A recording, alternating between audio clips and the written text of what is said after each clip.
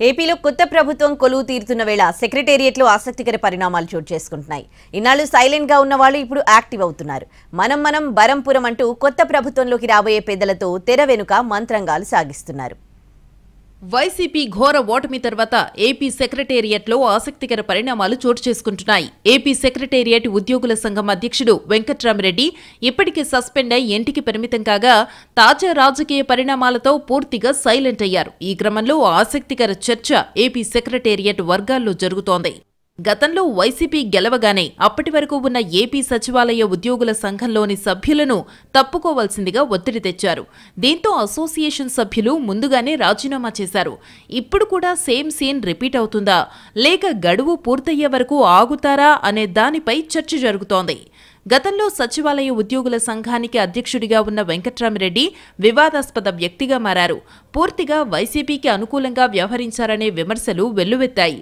తాను వైసీపీ మనిషినేనని చెప్పుకోవడానికి వెంకట్రామిరెడ్డి కూడా ఎక్కడా వెనకాడని పరిస్థితి. దీంతో సచివాలయంలో కూడా పార్టీల పరంగా, కులాల పరంగా చీలిక వచ్చేసింది. ఇప్పుడు ప్రభుత్వం మారడంతో సెక్రటేరియట్లో అగ్గిరాజుకునే సూచనలు కనిపిస్తున్నాయి. ఈ క్రమంలోనే ప్రస్తుత కార్యవర్గంలోని సభ్యులు కొనసాగుతారా లేదా అనే చర్చ ప్రారంభమైంది.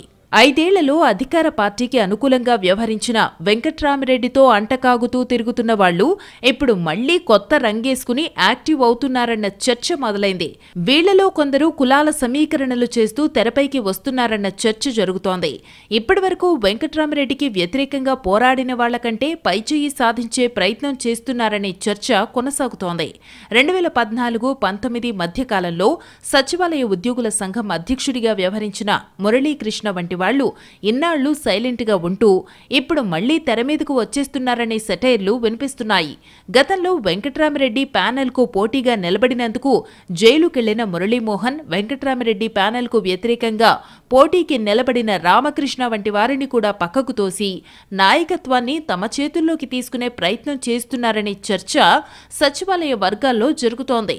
దీంతో చంద్రబాబు సచివాలయంలోకి అడుగుపెట్టిన తరువాత జరిగే రెడ్ కార్పెట్ స్వాగత కార్యక్రమంలో ఎవరిది పైచెయ్యి అవుతుందనే ఉత్కంఠ సచివాలయ వర్గాల్లో కనిపిస్తోంది.